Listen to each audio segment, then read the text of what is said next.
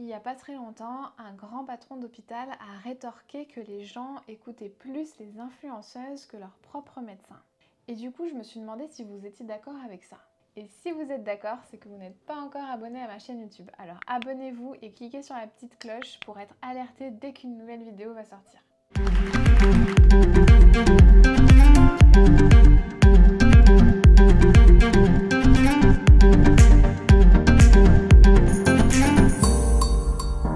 Et dis-moi en commentaire si toi t'écouterais plutôt une influenceuse ou ton médecin. Alors j'ai fait un petit sondage pour savoir si vous étiez d'accord avec cette affirmation de ce grand médecin et vous m'avez répondu en majorité que non, vous n'écouteriez pas une youtubeuse plutôt que votre médecin. J'ai été très rassurée par cette réponse et en même temps j'étais pas si surprise que ça. Et pour être plus précis, vous avez été 931 à voter que vous ne pensiez pas du tout ça et vous avez été seulement 42 à voter oui.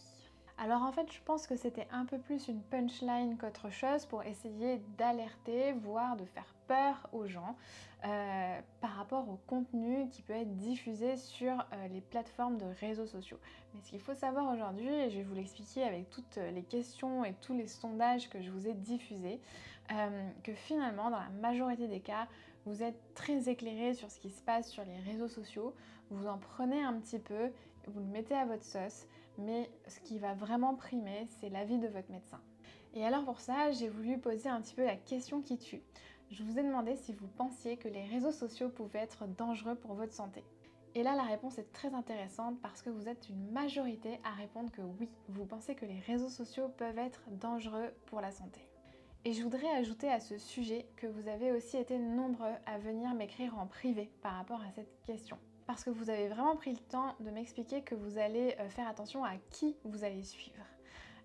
Il y a une différence effectivement entre une personne lambda qui va donner des conseils parce qu'elle a vécu telle ou telle expérience et un professionnel de santé qui décide d'ouvrir un compte YouTube ou Instagram pour partager sa passion autour de la médecine, de la kinésithérapie ou toute autre profession médicale.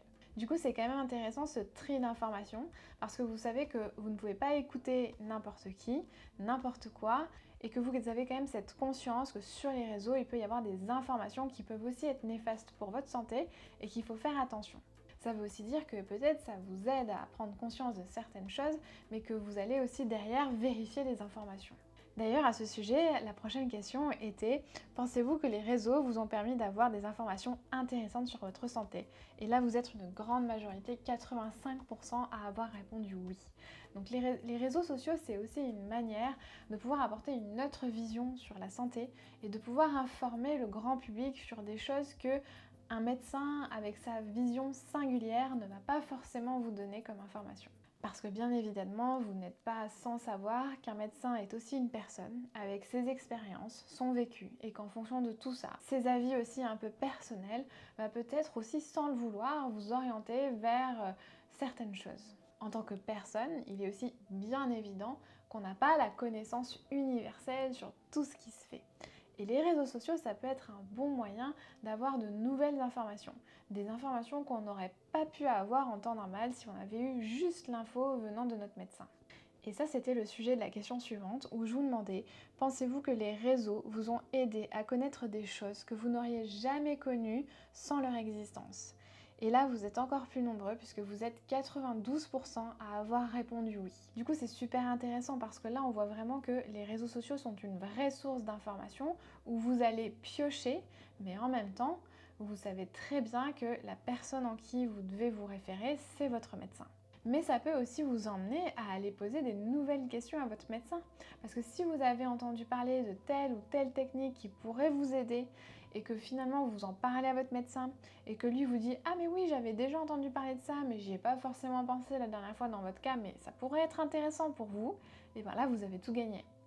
Ça peut aussi être, vous parlez de cette nouvelle technique à votre médecin et il vous dit « Ah bah non, je connais pas du tout, mais je vais demander l'avis à un confrère ou alors je connais quelqu'un qui fait ça, vous pouvez aller lui demander son avis ». Et là aussi, je pense que vous avez tout gagné.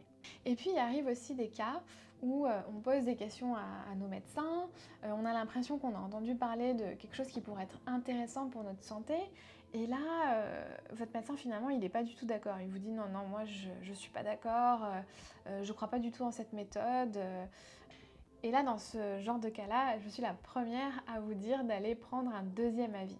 Parce que des fois aussi, quand on n'est pas en accord avec son médecin, bah, c'est intéressant parce que c'est notre médecin, donc on lui fait confiance. Mais comme je vous le disais tout à l'heure dans la vidéo, un médecin, ça reste une personne singulière avec son avis et son vécu personnel. Et il est très intéressant dans ce genre de cas de prendre un deuxième avis. Parfois même quand ça se passe très bien, c'est intéressant de prendre un deuxième avis. Et du coup, je vous avais posé comme question, pensez-vous que les réseaux vous ont aidé à prendre certaines décisions de manière plus éclairée? Et ça, c'est très intéressant parce que parfois on se retrouve en dilemme où on doit prendre une décision, faire un choix entre deux possibilités. Et quand il s'agit de notre santé, c'est pas facile de faire un choix. Et du coup, parfois, d'aller piocher des informations dans le vécu de certaines personnes, dans la vie ou l'expérience d'un autre professionnel que vous suivez sur les réseaux, ça peut vous emmener à prendre une décision en étant mieux informé sur le sujet, en ayant réellement compris ce qui se passe. Et du coup, en ayant la connaissance nécessaire qui vous permet de prendre la meilleure décision qui vous semble pour vous et votre corps. Alors du coup, j'ai vraiment beaucoup aimé vos réponses à ce sondage. Ça m'a vraiment montré que vous savez piocher par-ci, par-là les infos. Et surtout, que ça vous donnait des connaissances pour prendre en main au mieux votre santé. Comprendre ce qui se passe dans votre corps. Et ça, c'est vraiment le but de toutes les vidéos que je fais.